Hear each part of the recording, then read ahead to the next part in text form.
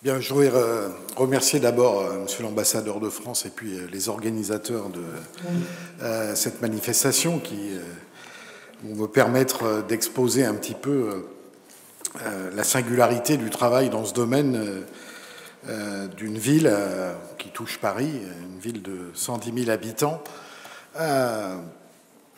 Monsieur l'ambassadeur indiquait dans son introduction que en France, c'était 8% d'immigrés. Saint-Denis, c'est 23% d'immigrés pour 110 000 habitants. Immigration légale, bien sûr, parce que je ne vous cache pas qu'il y a quand même plusieurs centaines, un peu plus d'un millier d'immigrés sans droit ni titre sur le territoire d'une ville comme la nôtre. Je voudrais juste donner quelques éléments pour rappeler un peu comment cette ville s'est construite, parce qu'elle n'a pas toujours eu 110 000 habitants. Ça a toujours été une terre d'immigration nationale d'abord. Au début du siècle, on avait la plus forte communauté bretonne de France qui habitait à Saint-Denis, qui représentait plusieurs milliers de personnes à cette époque, avec bien évidemment leur langue, leurs coutumes, etc. Et puis, au fil du temps, peu de temps après, une vague d'immigration maghrébine assez conséquente, d'immigration portugaise, d'immigration espagnole, d'immigration subsaharienne aujourd'hui et depuis peu, 2 ans, 3 ans, une immigration chinoise. Donc immigration à forte, j'allais dire, connotation, proportion économique, mais aussi présence d'une immigration politique dans une moindre mesure. Je crois que, comme l'a fait remarquer aussi l'ambassadeur tout à l'heure, ces populations, compte tenu de la situation économique, et aussi sont aussi les populations, je dis aussi parce que pas seulement, sont aussi les populations les plus fragilisées. Je crois qu'il est aussi intéressant d'observer que dans différents domaines touchés par les difficultés, que la nature des interventions, des actions d'inclusion, d'intégration peuvent être différentes en période de plein emploi, en période aujourd'hui de récession, de difficultés beaucoup plus accrues. Les interventions ont aussi des significations et des moyens un peu différents. Les questions de l'emploi, du logement, de l'école posent des problèmes en termes sensiblement différents et la nature de ces réponses peut être différente. Je crois qu'il faut quand même se rappeler que notre pays, dans son principe et dans les différentes constitutions qu'il a été amené à produire dès 1793, dans sa constitution du mois de juillet 93, indiquait déjà que tout homme né et domicilié en France, âgé de 21 ans accompli, tout étranger âgé de 21 ans qui domicilie en France depuis une année, y vit de son travail, ou acquiert une propriété, ou épouse une Française, ou adopte un enfant, ou nourrit un vieillard, tout étranger enfin qui sera jugé par le corps législatif avoir bien mérité de l'humanité est admis à l'exercice des droits du citoyen. Déjà, dans la Constitution donc, de 1795, sur de l'état des citoyens et du droit des citoyens, des choses avaient été signifiées. Elles ne se sont pas malheureusement toujours traduites par la législation qui permettait le droit d'exercice de cette citoyenneté, mais on avait là, à la suite de la Déclaration universelle des droits de l'homme, mais on avait là aussi les bases pour avancer dans l'exercice de cette citoyenneté. Et si je suis là aussi, c'est parce que sur Saint-Denis, c'est vrai que on pense aujourd'hui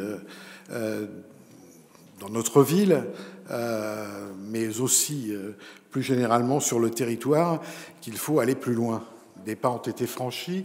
L'exercice de la citoyenneté politique a été reconnu pour les étrangers communautaires, comme dans différents pays européens, mais comme dans différents pays européens, je pense qu'il y a nécessité de faire en sorte qu'on puisse reconnaître l'exercice de la citoyenneté politique pour tous les résidents étrangers, sous conditions évidemment à débattre, etc. Mais on pense que c'est aussi un obstacle et c'est aussi une source de discrimination entre les différents étrangers qui vivent sur un même territoire. Donc de ce fait, parce que, j'allais dire, la démocratie de proximité, la démocratie participative sur la ville est quelque chose de vivant que nous essayons de mettre en œuvre au quotidien. La participation des étrangers, que ce soit dans le monde associatif, que ce soit dans les réflexions, les débats qu'il peut y avoir sur les politiques publiques municipales qui sont mises en place, est réelle. Donc, il nous semble aujourd'hui que pousser la logique en leur donnant le droit de vote, c'est aussi les associer pleinement à ces décisions. Ça nous paraît important parce que c'est d'une part un combat pour la démocratie, et dans un pays où à certaines élections l'abstention est quelque chose d'extrêmement conséquent, faire en sorte qu'il y ait deux catégories de citoyens, ceux qui s'arrêtent au niveau de l'isoloir et qui ne peuvent pas aller après, c'est assez ennuyeux. La deuxième chose, je le disais tout à l'heure, c'est aussi une action pour l'égalité que nous menons, l'égalité à tous les citoyens.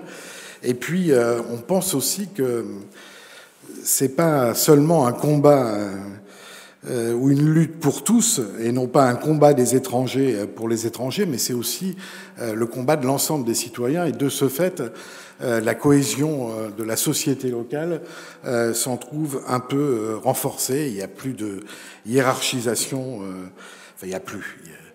Dans l'exercice de la citoyenneté, c'est moins de discrimination, c'est prendre un parti pris politique qui est de ne pas lier forcément les questions de la citoyenneté à celles de la nationalité.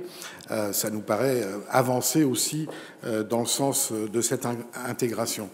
Alors, on n'a pas décrété les choses, mais c'est parce que la pratique du quotidien, je le disais tout à l'heure, fait qu'à un moment donné, on se trouvait face à cet obstacle qu'une partie de la population, alors c'est pas 25%, il n'y a pas que des adultes ou que ceux qui ont le droit de vote sur une ville comme la nôtre, mais grosso modo, c'est quand même 17-18% d'habitants qui, de fait, sont exclus de désigner leurs représentants, leurs élus locaux qui travaillent sur des politiques publiques au niveau de la ville, qui définissent ou orientent des politiques culturelles, qui développent des politiques sociales. Donc on s'est dit comment essayer, avec ces citoyens-là que l'on côtoie au quotidien dans les réunions de proximité où ces mêmes choses sont débattues, comment faire en sorte que ces citoyens-là puissent prendre part au débat politique dans la ville.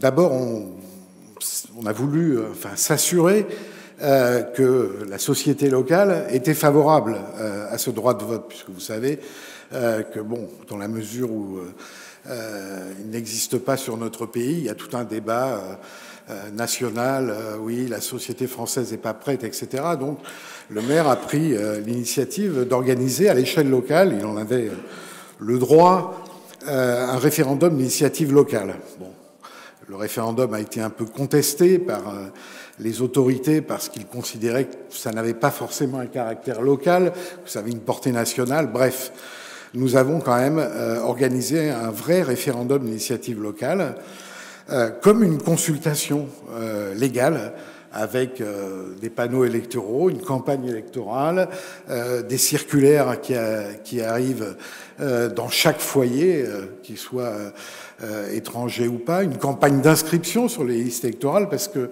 on a voulu qu'à ce référendum aussi puissent voter les gens qui n'avaient pas le droit de vote, enfin les immigrés qui n'avaient pas le droit de vote, donc campagne d'inscription sur les listes électorales. Il y a près de 3000 habitants de la ville immigrés qui se sont inscrits sur une liste additive à la liste électorale. Et puis on a pendant 3 mois organisé des débats contradictoires avec les différentes forces politiques de la ville, qu'elles soient de droite, qu'elles soient de gauche, enfin, toute la société politique locale.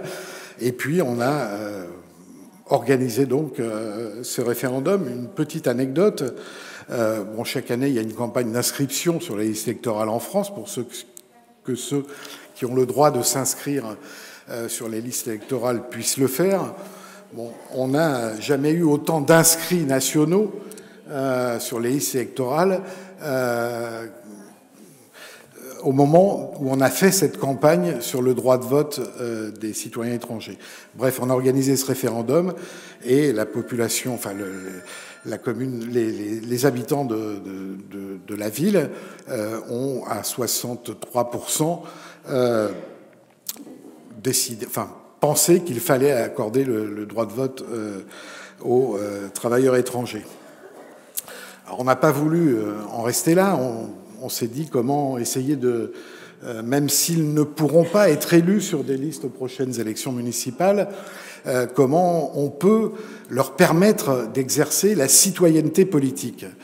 À force de débats, de réflexions partagées avec les uns et les autres, les candidats aux dernières élections municipales ont pris en compte cette problématique. Tous ne l'ont pas formulée comme ça, mais en tout cas, le maire sortant, qui a été réélu après les élections, a proposé à chacun des têtes de liste aux élections municipales en disant, voilà, moi, dans mon programme, je mettrai en œuvre une mesure, je vais créer un conseil de citoyens étrangers qui sera constitué sur des bases politiques au regard des résultats des élections.